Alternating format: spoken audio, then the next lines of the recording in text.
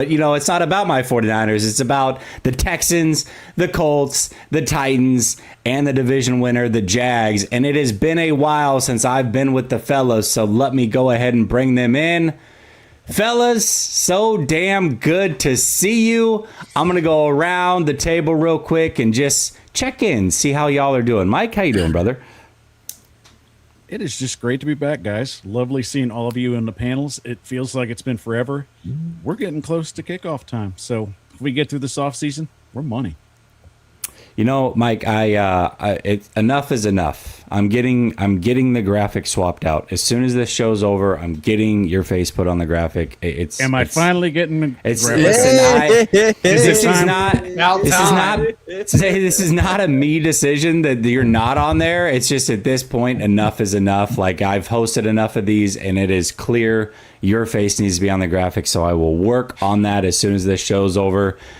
Ruben, how are things in H-Town, bring brother? Rossi in and then fire him and kick him out? And then You are the weakest link. Goodbye. I just think we need some like April drama because what are we gonna do? Talk shit about? Yeah, there has to be a picks? passion of the torch or something. Yeah, I think it's gonna be May drama at this point. Ruben, how are things in H-Town, brother?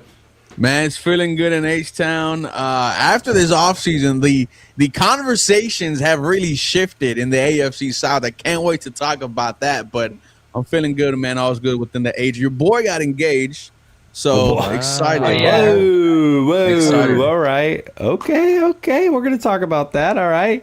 Derek, how you doing, brother? Doing good. It was another successful draft weekend, and good to finally have some freaking content, dude. The Colts have been dragging their feet all off season, and it's like been killing me. So I'm so glad that I finally have something to talk about.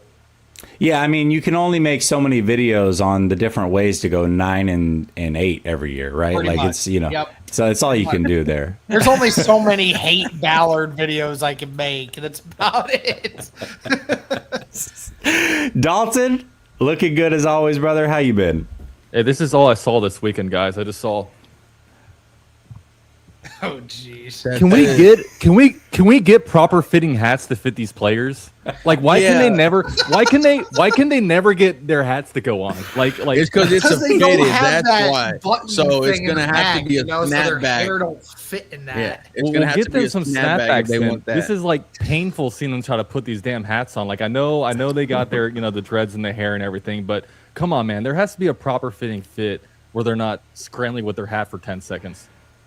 They're literally like started doing wrestling things. with that thing. It's just like, oh gosh, this is crazy. Yeah. It's like they never put a hat on or never like had a fitting. It's like, dude, we gotta figure something out for 2027. Okay. Yeah, we definitely do. Well, before we get there, we do got to talk about the draft that just happened in 2026. And we're going to start with the Houston Texans. Starting with you, Ruben, and your Houston Texans.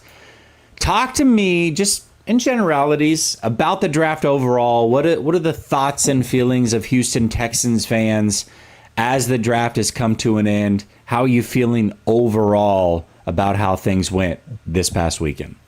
Yeah, well, the first two picks you were really excited about. Keelan Rutledge, guard out of Georgia Tech, who might be competing for you as early as week 1 at the center spot. Hearing him call D'Amico and say, let's put dudes in the dirt. It was clear and evident that the Texans were trying to add the swarm mentality to the offense. We know it's on the defense. Keelan Rutledge is one of those players. And then in round 2, which is my favorite pick of the draft, Caden McDonald, defensive tackle out of the Ohio State. It's crazy to say, but this Houston Texans defense could even be better than last year. And I think there's a possibility, man, this could be one of the best defenses we've ever seen. Caden McDonald is going to immediately be a force on the run. I'm not asking this guy to give me 5 sacks. I know what he's going to do. He brought it up himself. Free up the edges. You're 2 all-pros. So if the draft stopped right there, hell yeah, home run. And then this is where we started to have some conversations about, reaching and stuff, because the Houston Texans, in the second round, they went with Marlon Klein, tight end out of Michigan. And a lot of us said the same thing, was like, who is this guy? Then you come to find out because of his athleticism, a lot of Analysts view him as a developmental tight end, but has tremendous upside. And then, they get in Becky Weewoo out of Oklahoma, who is an interior offensive lineman, but also has some center help, some center play too, so he could be in competition there as well. Overall, I think it was a really good draft, and they, capped it off with Aiden Fisher, linebacker out of Indiana. But nonetheless, Houston, Texas, man, they got some swarmers, and it was going to be hard to find day one impactful play from the rookies, because this Houston Texans team on defense and offense, they're set. The two spots where you could see immediate play is at the center spot and at defensive tackle. So I'm excited for this draft class, man. Well, I will say, looking through your draft class, just kind of throwing in my 2 cents, Keelan Rutledge, maybe a little bit early, right? But he was a player that at guard was right there, between him and Chase Basantis, in my opinion, for the second best guard. So I like that you guys went up and got him. I did notice that Houston was moving around a lot throughout this draft. I know that, like, for me, Marlon Klein was a guy that I really wanted the 49ers to get. But I was mocking him like round 4. You know what I mean? Yeah, so it was no, definitely sure. a little early. I think he's from like Germany. He only played like 2 years of high school ball, but the talent profile is there. And then I really love the Kamari Ramsey pick, especially in that secondary. He can sit, develop. I think he's a player who might be an impact player for you guys. So interesting draft from the Houston Texans. They addressed offensive line early, but not often. And I know that is still one of those points of contention among the fan base. I'll just ask you an overall general question when it comes to the offensive line. Now that the offseason has happened the way that it has, the draft has happened, do you feel like the Houston Texans did enough this offseason to address what has clearly been an issue for the Texans for quite some time?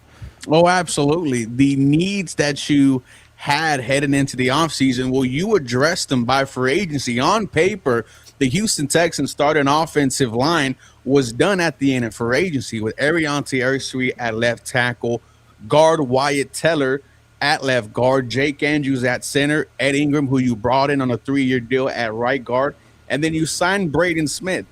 All those guys are really good at running the football. That was something that the Houston Texans were horrible in. They also bring in David Montgomery. They also brought back Trent Brown. So there is depth on this offensive line. Your starting 5 is set. And if there is a competition, like I just mentioned, is the center spot. If your first round pick, Keelan Rutledge, is your starting center as early as week 1, I feel very confident about this offensive line heading into 2026. The offensive line was worked on and addressed. What was your favorite pick that the Houston Texans made? Yeah, so it was Caden McDonald in the second round. I really thought he was going to go to you guys, but y'all traded out the first round as soon as we actually took Keelan Rutledge. And then I thought Buffalo was going to go Caden McDonald, but no, he falls to the second round. And, to see these two together, Rutledge and McDonald, you're thinking this is just a solid 2. He was my favorite pick of the draft. The wave of emotions he had right after, then him going to the Houston Texans fans and are just celebrating with them. That's one pick that I am excited for. And I think we see, the best plays right out the gate from Caden McDonald. Is there a player that they passed on at any point in the draft that you wish that they had taken? Yeah, so he actually went right after us to the Indianapolis Colts, and that is Anthony, or was it C.J. Allen or Anthony Hill Jr.? C.J. Allen, right? Yeah, so C.J. Allen, I definitely thought would have been a fantastic pick for the Houston Texans. D'Amico Ryans really hasn't gotten his linebacker to develop into an all-pro like he did it with Fred Warner, and I would have thought C.J. Allen would have fit that absolutely perfect. I believe he's only 20 years old, so there's just tremendous upside with him. The only thing is he doesn't really do one thing well, like everything's just good. So there's going to be some development, but when it's D'Amico Ryans, who has a proven track record of developing linebackers, whether you're a veteran coming in or whether you're a rookie coming into the league, that was a pick that I would have absolutely loved right there for the Houston Texans instead of Marlon Klein. All right. Why don't you go ahead and grade your draft for me? What grade do you give the Houston Texans? I gave it a B. Just a solid B, not a B plus or anything lower. I think your first two were home runs, Keelan Rutledge and Caden McDonald. The tight end, you have to convince me on that, because where you are at as a Houston Texans team, you're going to be competing. You're going to be viewed as a team that is going to be in the playoffs. So why are you going to wait on a developmental tight end where there were other tight ends who I thought could have an immediate impact right out the gate? So we'll see. But overall, I'll give it a B. I think the safety out of USC is going to develop well. He has experience with Kalen Bullock, our other safety. I'm excited. All right. Well, I'm gonna throw another question at you. Obviously, we can grade the draft. It just happened. But the whole offseason has essentially happened in totality. So grade the offseason as a whole for me. Yeah, I think the offseason is a B+. I think if you would have brought in another running back, it could have potentially shot you to an A, or another veteran wide receiver. The offensive line was worked on. The defense, you brought in Reed Blankenship. You brought back Sheldon Rankins. It's crazy to think that this defense could get better this year, but there were a few holes heading into the offseason, and then they addressed them. So I cannot be upset whatsoever. They also give Will Anderson Jr. the big 3-year extension that he absolutely deserves. It was a very fun offseason for the Houston Texans, man. It started and excited for the season. And like I mentioned in our intro, the shift and the conversation, I think, has shifted back towards Houston in terms of favorite for the AFC South. Ooh, I like it. All right. Mike, before we move on to the next team, you've heard Ruben talk about his draft. You've watched the draft yourself. You know the players that they got. Grade the Houston Texans draft for me. Yeah, I'm going to go a solid B as well. I think the Texans were able to go out and shop. They didn't have any major needs in terms of anything that was alarming. I do think it's really just you pick the best player available for what you're doing. I also think, they did a great job solidifying their offensive line. Love the McDonald pick. I really think that's just a great addition to their defense. It's a rich get richer situation, but overall, solid B. All right, Derek, what are your thoughts? Yeah, I'll give it a B as well. I mean, the Rutledge and McDonald pick, fantastic picks. I mean, especially the McDonald one, Ruben. I'm so jealous, dude. We're saying like no one's going to be able to do anything on that Texans defensive line all season with that move. So, I mean, that amplifies your defense more than anything. And Ruben, you can tell me if you disagree, but I think your final 3 picks were better value picks than your second rounder and your 2 4th rounders. I think absolutely. Definitely. I think Isaiah Bond, wide receiver out of Boston College, can give you something in the slot. And there's going to be some competition there. And then, at LB, when I talk about development, Aiden Fisher, LB out of Indiana, I could see him being a special teams guy. I'm not saying I'm expecting him to start, but Henry To'oTo'o was a 5th, 6th round pick for the Houston Texans, and he started the last 2 years for you. So when it comes to the LB spot, it will not surprise me whatsoever if that player developed. But no, I would agree. I think the last 3 I'm excited about too. Yep. All right, Dalton, what about you? What grade do you give the Houston Texans? Yeah, we'll give it a B as well. We'll go B's across the board. I like that they go trenches. 3 out of your first 4 picks are, in the trenches. McDonald was definitely a steal. And it was cool that he was able to kind of be there for draft day, right? So we saw the emotions come out, and it's going to continue to be a nasty defense. I mean, I don't see how there's any way the defense can fall off, but hey, we know what it's about. We know what it is all about at the end of the day, right? It's all about number 7. Can we get number 7 right? And if so, of course, sky's the limit for the Texans. Hey, he looks good. Have you seen him lately? He looks a little slim. He cut off the dreads. Yeah. Wow. I'm excited. Nice. I did see that you guys signed Noah Whittington as well as a UDFA running back out of Oregon. I'm actually just watching his highlights. Yeah, RB out of Oregon. Listen, I'm an Oregon Duck fan. Been watching Noah Whittington for a couple years. I think he's every bit as good as Jordan James, who we drafted last year. So I think you guys got a bit of a steal there as a UDFA. So I think he might be able to help you guys out. So we'll see how it pans out. But I like it. All right, it's time to move on to one of the two teams in the division that did not have a first-round pick, and that is the Colts, although they started out with C.J. Allen, which was brought up by Ruben just a few minutes ago. They also brought in Farmer and Halsey and Gums and Curry and some other players, but I'm going to let the expert walk us through exactly what he saw from his Colts. I want to know what Colts Nation thought of the draft, what you thought of the draft. Derek, walk us through this thing. I think the majority of people, you ask them about this Colts draft, and for not having a first rounder, I think this was one of the better value drafts of every team in the draft.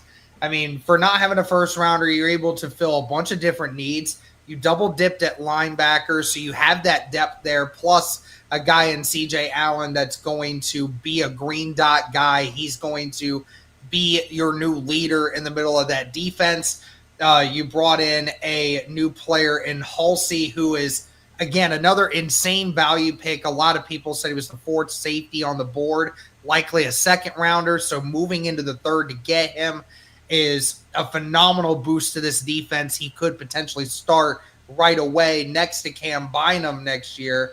In that fourth through seventh round is a little bit interesting because Jalen Farmer, while he probably won't play in his first year, I love the upside of Farmer. Super strong, super athletic. Bodeker, again, probably going to be a special teams guy, maybe like a sub-package type deal where he's only going to really play on pass downs because he's not a great run defender. The one pick that was like, really, I can't believe we did that was the George Gums Jr. pick out of Florida, because I understand the athleticism. He has like some of the best. He was the most athletic edge in the whole draft process, but literally I think only had like 3 sacks in his year and a half of starting at Florida. So, I mean, like, there's no productivity to go along with these numbers. So you're just basing this off of traits. I like the Caden Curry pick in the 6th round. Where you got him, he's probably going to be a special teams guy. He might round out the roster for you. High motor guy, great character guy. Actually just grew up 25 minutes away from downtown Indianapolis. So hometown kid. Then Seth McGowan at running back. I don't know. I didn't cover much of McGowan. I know that he had some legal troubles a couple years ago. That might have been part of the reason why he slipped down to here. And then there wasn't a ton of production from Kentucky. But again, the Colts need depth at running back because we don't really have a ton of that figured out right now. And then maybe one of the best value picks in the entire draft, and that's Deion Burks, with one of the last picks in the 7th round. I know the injuries. I know the size. I mean, I understand that all that is probably the main reason why he fell. But this is a dude that did 26 reps on the bench, has 4.3 speed, and it is just a guy that if you can get him in the right spots, this is a guy that can do a lot of things for you, that can really add some explosiveness to your offense and special teams. So overall, I thought the value of a lot of the picks that the Colts got this year were actually really good, and I'm pleasantly surprised. Is there a player as the draft went along that you were hoping that, you know, there's always like a player or two, a prospect or two that just like falls further than you expect. And you're like, all right, we're coming up here. We got to take this guy. And then inevitably your team doesn't take him and they go a few picks later and you're just like, gosh, man, we had him. Who was that player for you this year?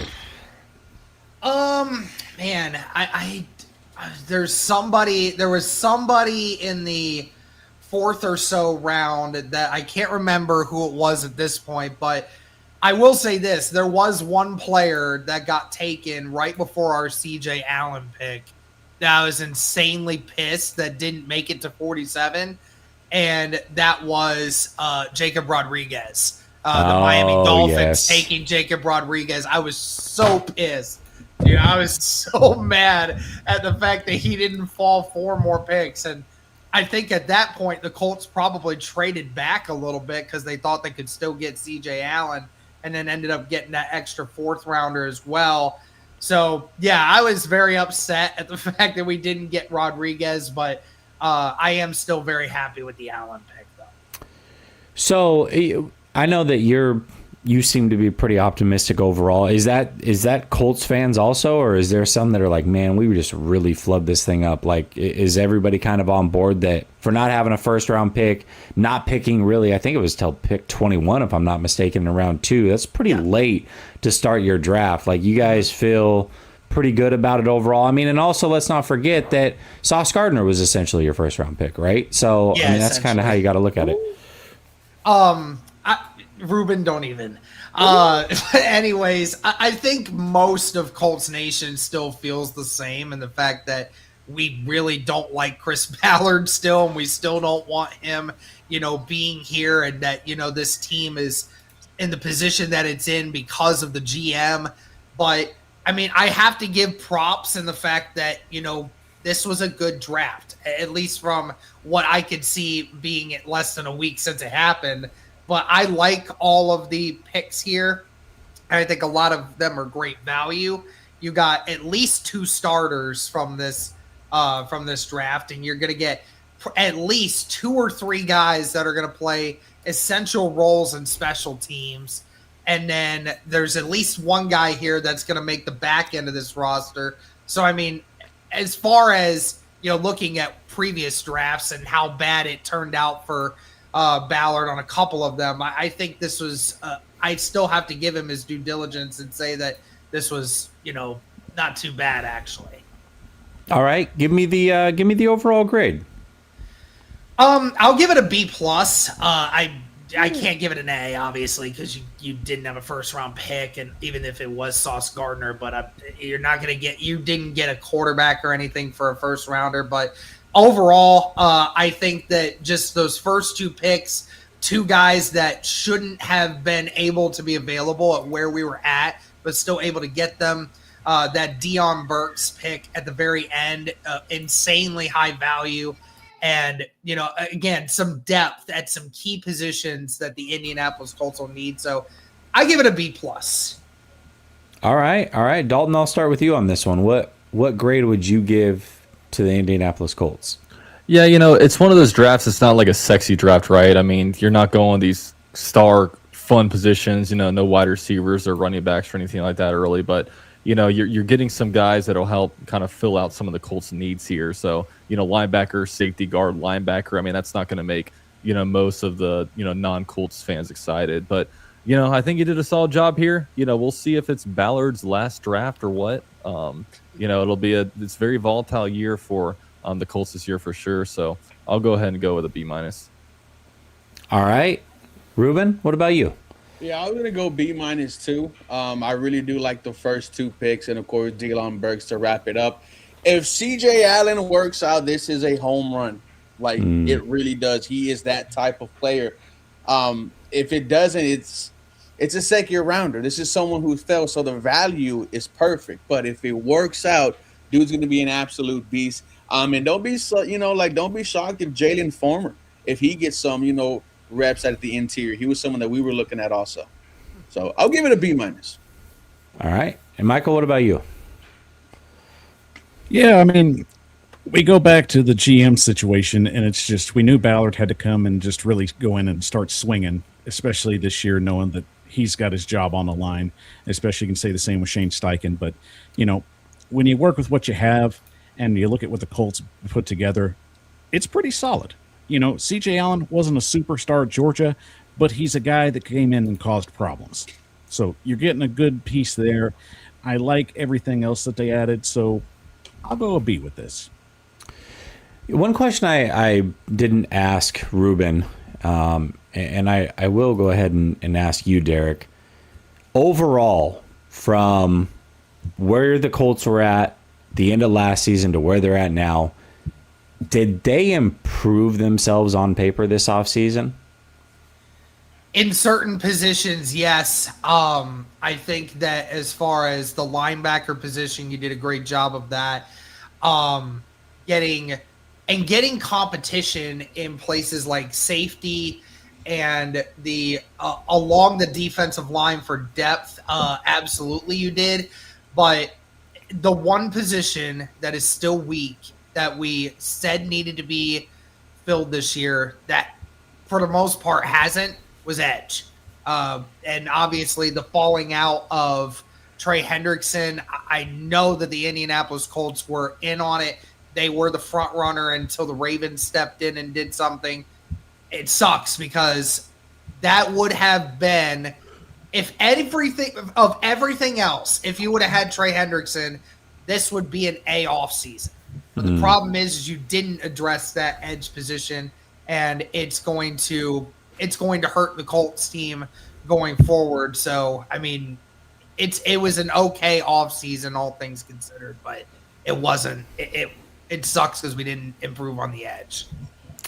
Okay, I want you guys thinking. I'm going to throw in a monkey wrench at the end of this thing. I want each of you to come up with your biggest reach out of all the drafts in the division, and then the best pick in the division as well. So be thinking about that as we round out the second half of the show. But before we get to the Jags and the Titans, we definitely got to hear from our guys that are sponsoring the show, PrizePicks. Use promo code HMA and get $50 instantly when you play your first $5 lineup. And my favorite thing about PrizePicks, I'm not even going to put it on display here because I just did the pick 'em for the playoffs, the NBA playoffs, but there are futures that you can go in. So if you think the Colts are going to win more than, say, 8.5 games or whatever that more or less is set at, you can go ahead and play that. You can do the same things for all the teams in this division.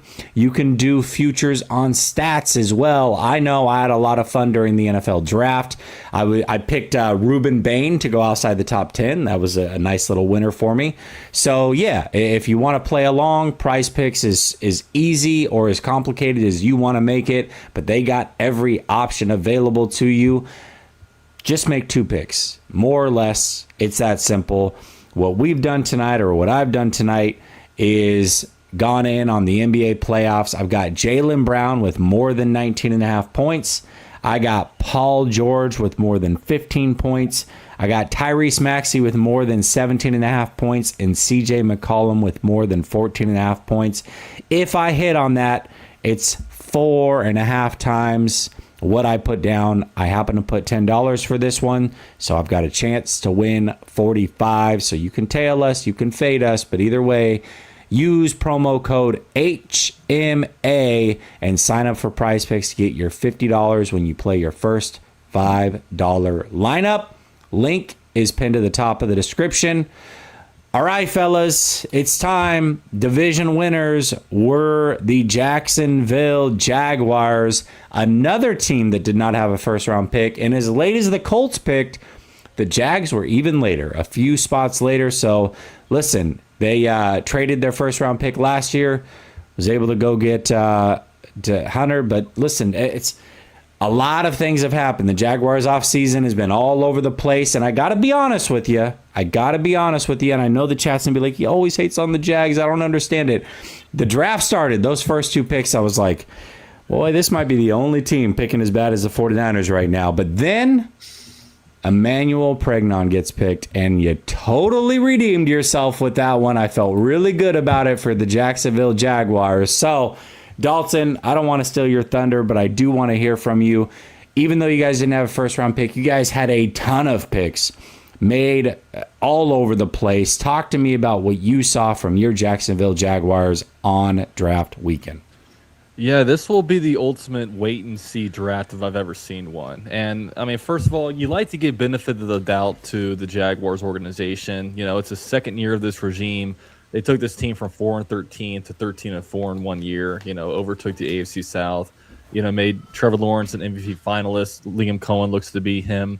So, yeah, like obviously after something like that, yeah, we're going to give them a little bit of leeway. But with this draft, it threw everybody off. I don't think anybody predicted this draft, and you know, it felt like every Jaguars pick besides Emmanuel Pregnon was like you're going way outside the consensus board for. I mean, the Berkshire, the tight end in the I picked number 56 overall. Nobody expected that. You're getting a blocking tight end, but I think that it's a blocking tight end that they see can really help you eventually in the receiving game once he kind of develops that part of his game. Albert Regis at defensive tackle, another guy that was pretty far outside the consensus board. Jalen Husky at the end of the third round, another guy that was kind of outside of it. So I don't know. Like I know I've heard out there that, hey, it's not the strongest draft. It's kind of similar to the 2013 draft. So I don't know if this was something where like everybody grades differently. So they had their guys that they really like. They identify who's going to fit their scheme, and maybe they see a lot of upside here because we know that about the NFL now. Like players get drafted so much more on the potential of what they can be as opposed to what they have done. You especially see that at the quarterback position. We saw one quarterback, Anthony Richardson, get drafted based on what he could potentially be. You saw Trevor Lawrence get paid for what he could eventually be, and you see how it works out. So it's similar kind of there with the NFL draft. So yeah, with this one, like obviously I'm not going to sit here and give it any kind of like resounding grade, but like I said, there's benefit of the doubt. We're going to revisit this thing in 2 to 3 years because right now, I mean, it doesn't look great if you're following some of the NFL media draft analysts out there. Yeah, man, it's I feel it. All right, because listen, we're connected on this draft in that fashion. So I definitely feel it. But you're right. I mean, you've got the head coach, you've got the GM. You got to give them some leeway. They did some fantastic things in year one, and we'll see how this thing plays out. So with that being said, though, I'm sure that especially when that first pick came up, you were super eager. You had to wait all day Friday. Saturday rolls around. You got to wait an hour or so before you pick again. And I'm sure there's a player right there that you're like, all right, man, this is who they got to get. And if not there, at some point in this draft, who was that player for you that you guys did not grab?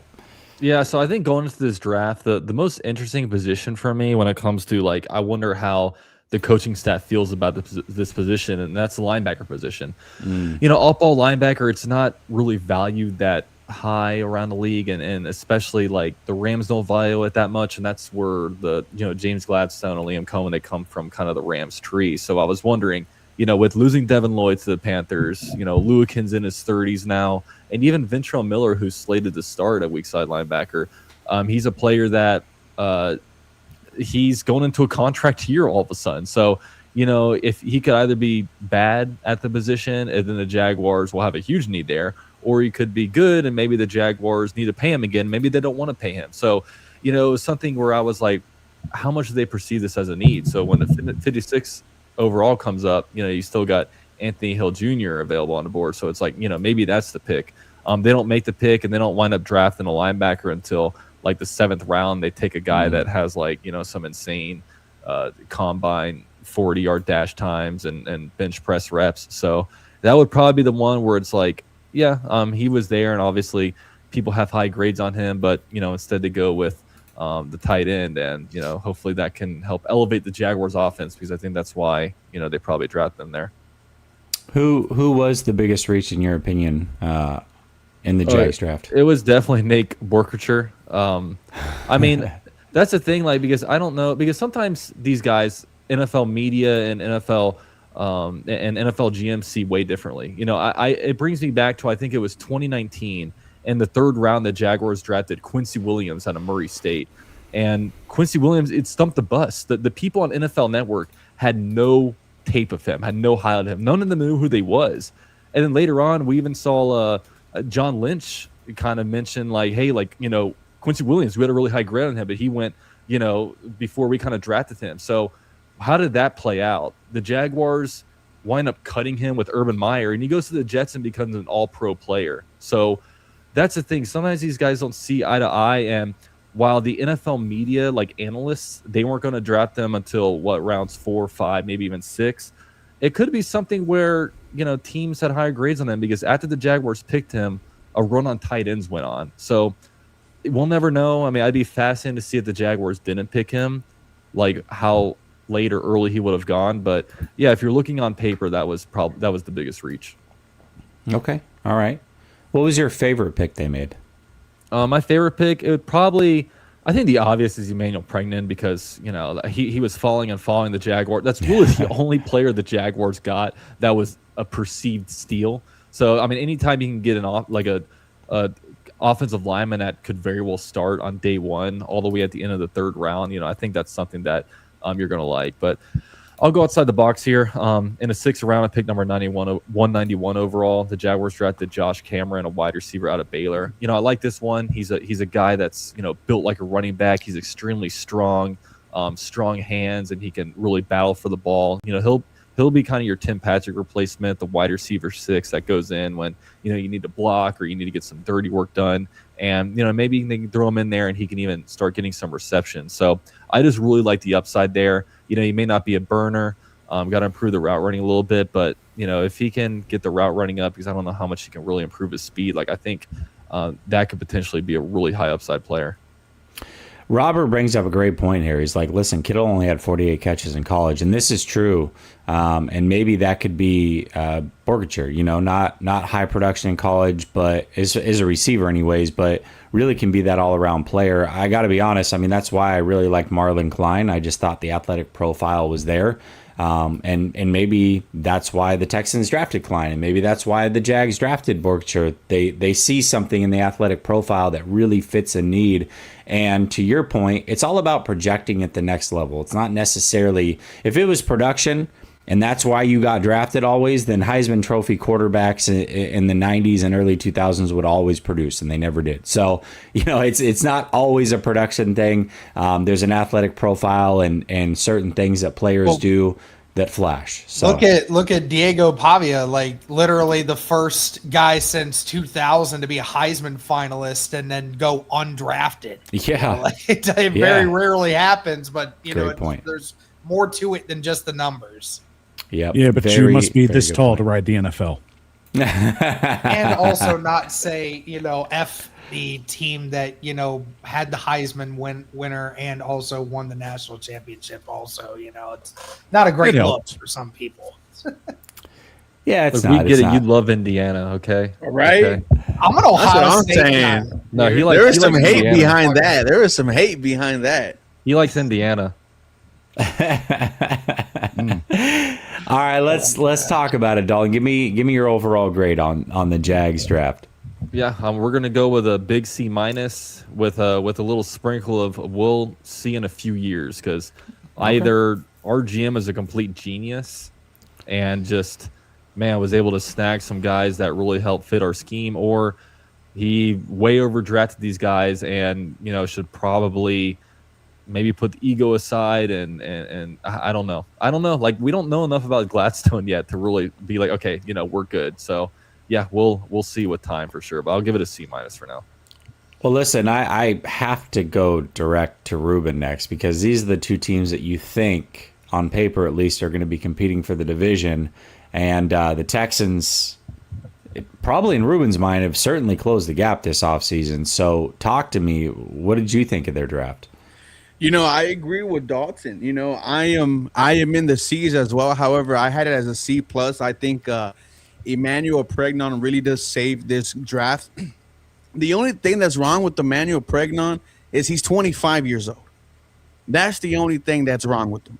But some people had him as one of the best run blocking guards in this class. You see the tape at Oregon. It looks like it. And the reason why I also gave it a C is because where the Jaguars and the Texans are at, it's win now mode. You got to get the guys that, or I don't want to say high profile, right? Because every GM has their guy.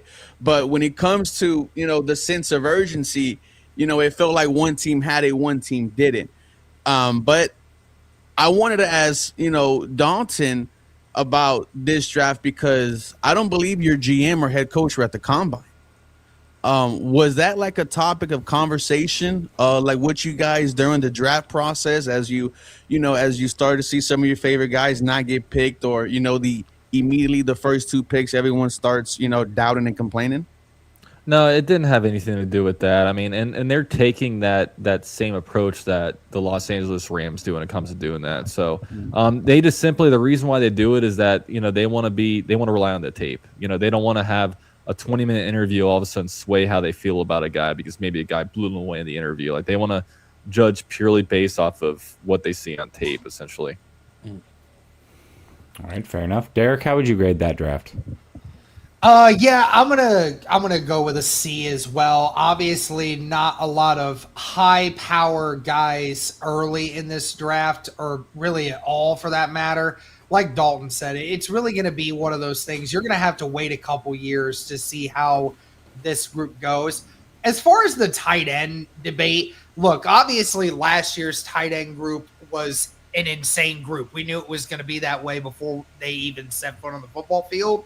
But, this group clearly was not as high as anything else. But, for some tight ends, some tight ends get taken earlier than others, even if they don't have the production, because a lot of times in college, a lot of teams don't know how to use a tight end.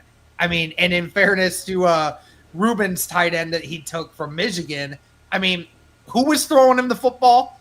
Bryce Underwood, who can't throw a football to save his life.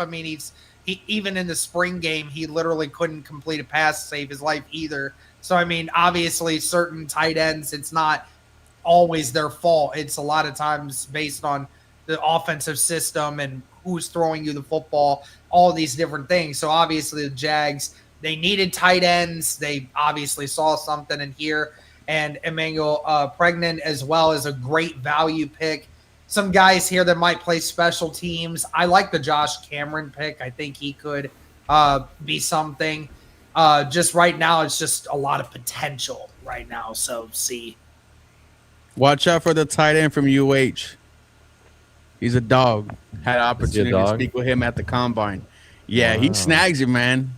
He snags it. Just plucks the ball right out the air. It's just separation's a little bit of an issue. But if you can scheme him open, man, at 6'8" as a tight end, it's going to be real nasty. Blocking wise, which is kind of rare, for a 6'8" tight end, but he's real thin. He's a good guy.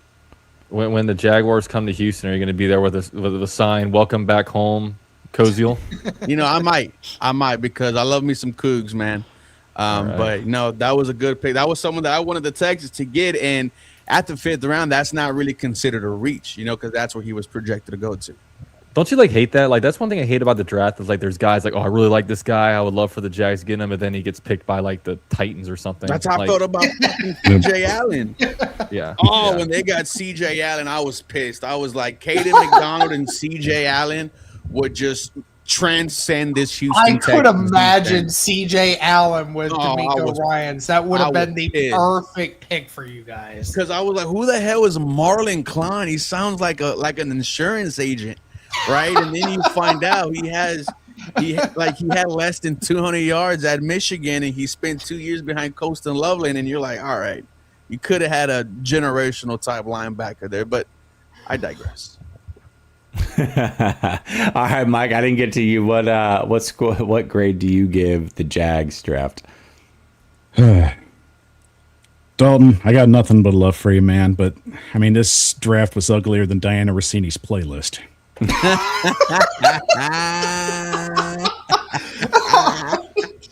What happened with Diana Rossini? Turning the page is crazy. I'll just put it here this way. It's pretty interesting what you'll send your so-called boo, when you're on a 4-game losing streak. So I guess if you have to basically go that route, whatever helps. There was no Drake in that or nothing, just straight garbage. But I digress. You've been getting punched down for most of the last few days. I'm not going to go there. So I'll give it a C-. I'll give it a chance to see what happens in a few years. We never know what somebody sees on a board, how we react and how they react to it. So, it's a wait and see thing. All right, there we have it. That's the Jags draft. It's time to get to the Tennessee Titans, and there was so much talk about what they were going to do it for. It seemed like for a month in the lead up that Love was going to be the pick, and then the draft comes. Pick 3, Love goes. What are the Titans going to do? They got to go defense. Who they going to go? Which defensive player? And nope. They go and get Carnell Tate to help out their young quarterback, and they follow that up with a heavy defensive next couple picks, going Falk and Anthony Hill, and run through the whole draft. So listen, I don't want to take your shine from you, Mike, but you got to talk to me. I know this offseason was such a crucial one for the Titans, and it started with Robert Saleh. Then you guys go through free agency, and it all comes down to the draft now. Talk to me about what you saw from your Titans over draft weekend. So the whole setup was Mike Borgonzi's going into year 2. He's going to fill this roster out with his guys, the players that are going to come in and make a difference. Because let's face it, the last 2 years, the Titans haven't been relevant. 3-14's been our doormat, and we've been sitting on it for quite a while, and it's exhausting. So, yeah, we get a little excited. Jeremiah Love's been the talk for maybe the last month before the draft hits. Then somehow Arizona sneaks in and starts becoming a little bit of a talking point. And you're kind of like, okay, it's whatever. We're just in draft mode. We're trying to, keep people interested. I get it. But damned if they don't come in at 3 and take Jeremiah Love. So, first off, let me get this out of the way. Jeremiah, I hope you have a great career. You're an amazing young man, and I think you're just a phenomenal person. I wish you the best with the Arizona Cardinals. To the Arizona Cardinals, please kiss my ass for that whole thing that you set up. But, it's whatever. You're in Arizona. I'm not going to worry about that. So, what is it going to be for the Titans? Obviously, Arvell Reese is on the board, and on my mock board, he's number 1, obviously. So I'm thinking that's where the Titans are going to go. Robert Saleh seems like an easy sell. Lo and behold, we have probably the first surprise of the draft. Carnell Tate goes to the Tennessee Titans. But let me put it this way. It was surprising, but it wasn't shocking. And I say that because the Titans definitely understood they were going to have to get Cam Ward help at the wide receiver position. I'd like a lot of other people felt it was going to be later. We felt that defense was going to be the key focal point going into round 1. They want to do something with the defensive line or maybe at linebacker. Understandable. And I mean, of course, Sonny Styles comes into conversation maybe a week before the draft. So some people are kind of hanging on that. But here's the thing. If you're going to have steak, have a good damn steak then. And that's what Carnell Tate is. Carnell Tate's a good slice of meat that you just picked out, and that's fine. That's absolutely fine. And we can get into the debate if he's a 1 or a 2. We can have that debate as well. We got all offseason to talk about that. But let's just remind everybody, Justin Jefferson was the number 2 at LSU. I mean, Derek, you can back me up on this. Yes. Reggie Wayne was the number 2 at Miami and at Indianapolis before Marvin Harrison left. That is a great point. So honestly, it's I've not not heard anyone say that yet.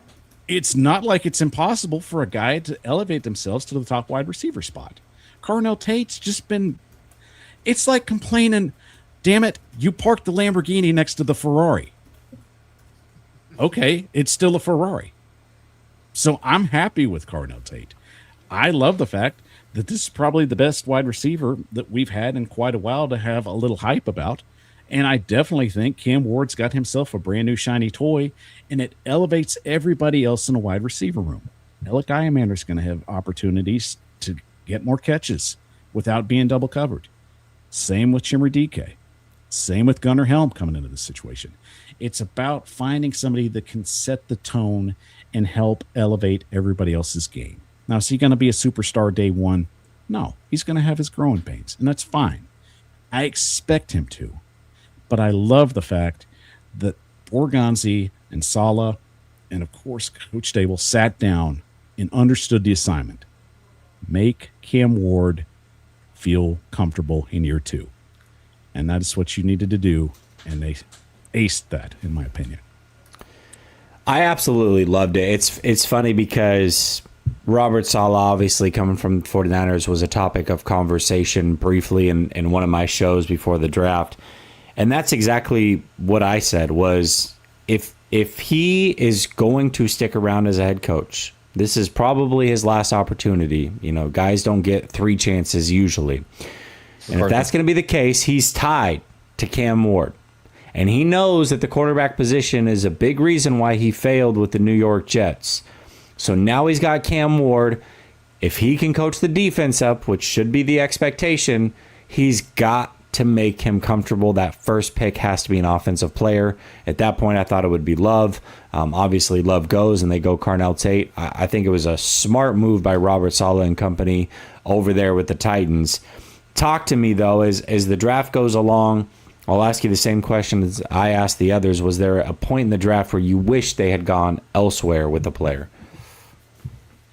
Look, the way the Tennessee Titans are positioned in this draft, we're having high draft picks because we suck. That's the clear truth. We've sucked for the last 2 years. So at this point, I'm not so much disappointed with anybody that they selected. I might have had questions. I feel that you look at a couple guys maybe in the later rounds, you're like, well, okay, I get it, but, you know, it's still a little bit of a head scratcher. But all in all, I look at what they went after. They went to try and get help on the defense. They looked to try and get younger on the offensive line, which Pat Coogan to me, I felt was a great pick at 194. You know, I've never seen an offensive lineman win an MVP at the Rose Bowl for the first time since 1944. This dude's obviously pretty damn special if that's the case. But all in all, I mean, you look at everybody that they selected, you know, they could potentially have about 6 of these guys starting and potentially the other 2 contributing somewhere. So it's continually finding young talent, and if they can plug and play them, they're going to at this point. Who was your favorite pick that they made? Give me Anthony Hill Jr. I absolutely thought that when he fell, I felt he was gone. I didn't do a lot of film evaluation on him, which it feels like every guy that I don't do a lot of film eval on, he ends up being a Tennessee Titan. So I love his athleticism. I love his tenacity. Shout out to the peanut punch. Let's bring that back. And it seems like Anthony Hill has unlocked that secret. So definitely my favorite. I love it. I love it. All right, give me the overall grade for your Tennessee Titans on this draft, brother. It's great, but it's not perfect without its little bits of flaws and some questions there. But all in all, Mike Bergonzi in year 2 solidified this class and showed it's a meat and potatoes draft. It's substantially filling, and we're going to continue to add ingredients and make it better as time goes on. So give me a B+ on this one. Ooh. I like it. I like it. Dalton, talk to me. What grade do you give to the Titans? Yeah, you know, I'll give it a B+. I would give it an A-. I thought maybe the Tate was a little bit of a reach. But, you know, just not necessarily reach, but just because Arvell Reese was there. But I can understand the pick. So, yeah, it stinks Jeremiah Love wasn't there for him because it was pretty clear they wanted to go in that direction. So that was kind of the pivot. Do what you can to make sure that, you know, you give everything you can to Cam Ward. It's been a crazy offseason for him, man. I mean, it's been slow for these other AFC South teams, but, you know, it's been a lot of action for the Titans this offseason. So, yeah, it should be exciting stuff. All right. Talk to me, Ruben. It looks like you were putting up the A. Yeah. You know, I was going to say they might have the first A of this draft. You know, the only questionable one is Carnell Tate. He's coming into a division where there's 3 really good cornerbacks, Derek Stingley, Mari Lansford, and Travis Hunter. I would have much preferred if they would have took, you know, a Jeremiah Love, because my only concern after this, Mike, I think this draft is great, but who's going to protect Cam Ward? I love Pat Coogan. I really do. But there are some very nasty, ferocious defensive lines in the AFC South. And, you know, as fancy as Carnell Tate is, Cam Ward can't get the ball off. That's a problem. But Anthony Hill is an absolute dog out of Texas. And with Robert Saleh, he is going to develop. He is another very strong defensive mind. You got Nicholas Singleton, running back out of Penn State. That dude is an absolute beast, someone who I wanted for the Houston Texans. I love this draft. I'm worried for Cam Ward, though. Good job, Mike. It was awesome. And to touch on that one point, Ruben, I mean, Singleton, that's basically Isaiah Pacheco light. So Mike Bergonzi found his version of Isaiah Just stay Pacheco. healthy. That's it. Derek, what about you, brother? Yeah, I'll go B plus with this too. I felt that they could have addressed the offensive line a little bit sooner potentially, but the Carnell Tate pick, I mean, they found their new wide receiver one for the next however long they can actually keep him. He's going to be a stud for them. Keldrick Falk is a solid edge there. Anthony Hill Jr., fantastic pick there in the second round. Singleton in that fifth round, a fantastic value pick. Felt like they could have done a little bit better with the last three picks, but overall, very good value for the Titans and what they are trying to do, obviously. So, yeah, I'll give it a B plus.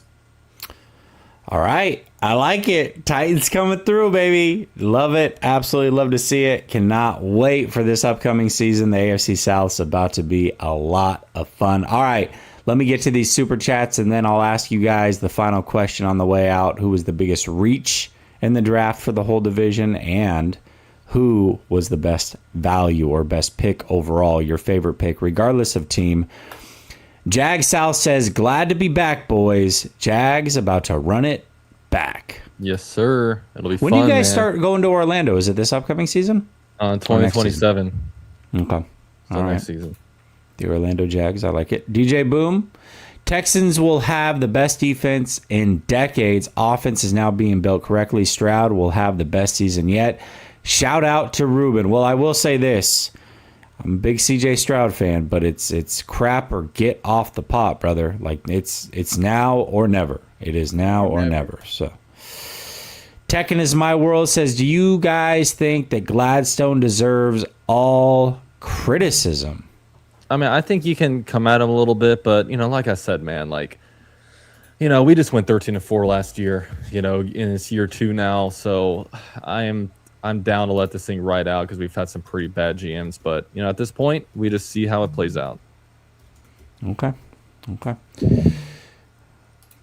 All right. He also comes back and says, also, who would you rather have, Ballard or Gladstone?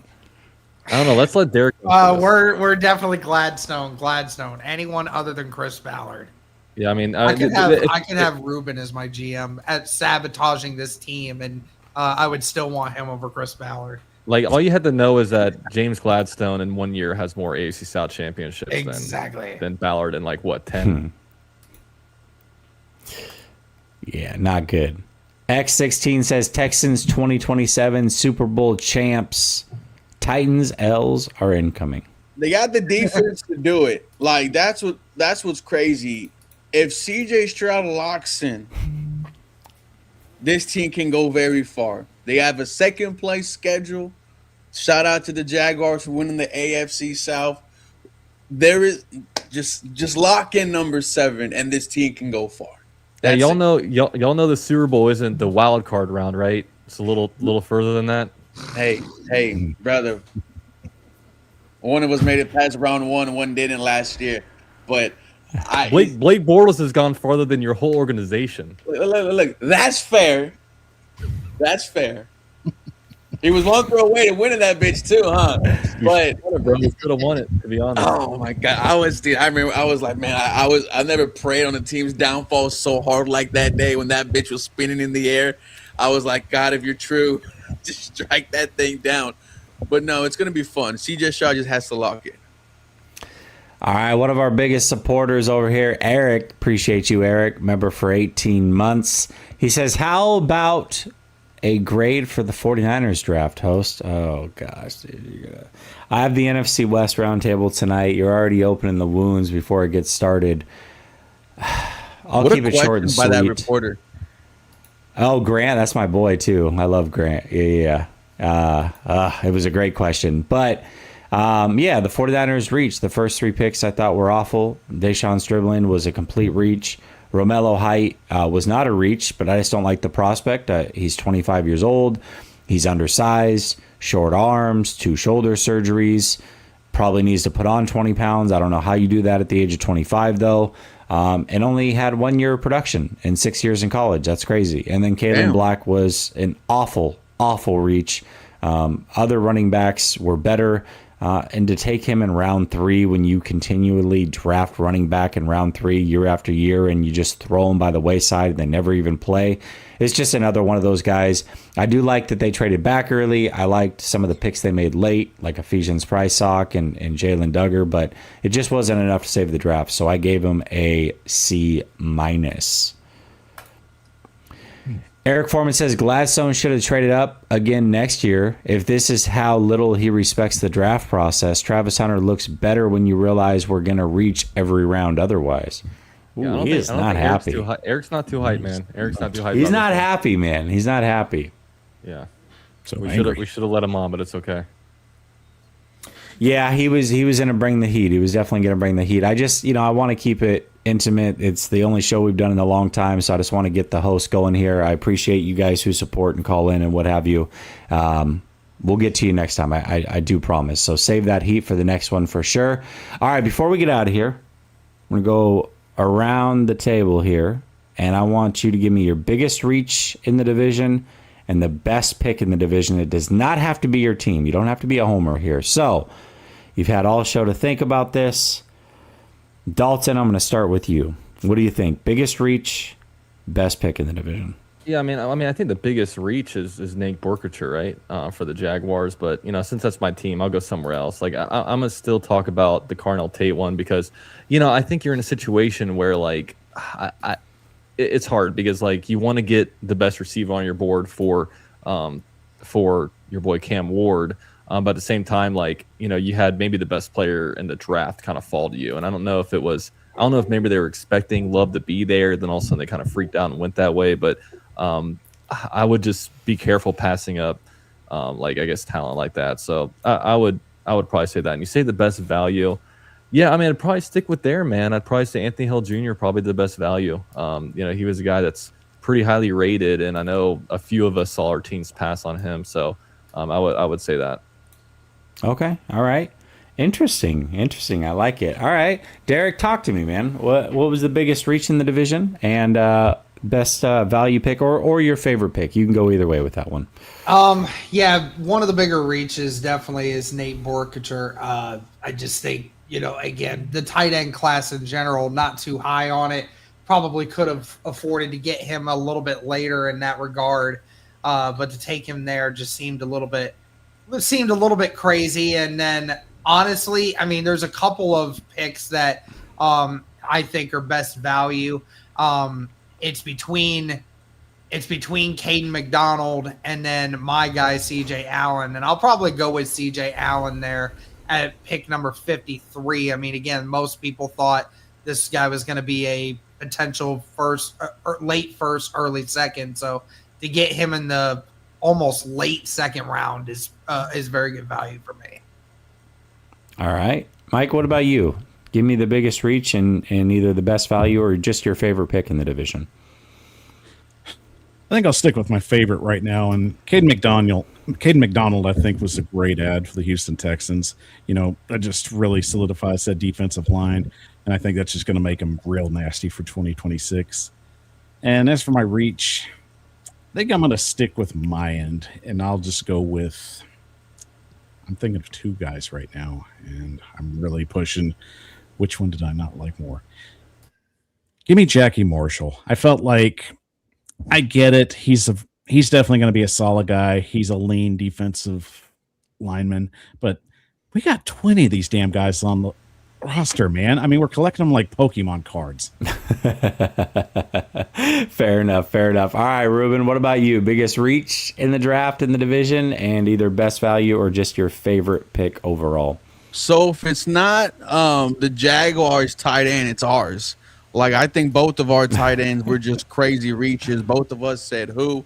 I think, I'm actually going with the Jaguars here on, the best value. The only thing wrong with Pregnon is he's 25 years old, but the Jaguars might have their starting left guard for sure the next 4 years. And if he pans out, whatever is after that, getting him in the third round is absolutely nasty. Yeah, I think, you definitely, it's not ideal to have a 25-year-old, but if you are going to have a 25-year-old, I would say the interior of the offensive line is probably an okay place to have it. You don't want it to be a receiver or corner or running back, but, He needed to start right away. And offensive linemen, they do last until their late 30s. So who They knows? do. You know, the tight end we drafted is like 25 too. Damn. Damn. Yeah, it's rough. It's rough at a skill position. I'll say that. X16 says Jags don't want to talk about wild card. Fear the Mills Jags. I think I struck a nerve there. I think so. I think so. All right, fellas, listen, it was so good getting back together. The NFL draft has come and gone. I don't know when the next time we'll be together is, but whenever it is, it'll absolutely be electric.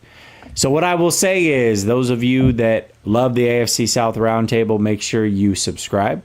You hit that little bell notice so you know the next time we go live, because pop-up shows do happen throughout the course of the offseason. And then, of course, when the regular season rolls around, we are here every single week giving you coverage of what is going down. So, for Dalton, Derek, Mike, and Ruben, I'm your host, Jesse. And until next time, much love. Peace. Look, boys.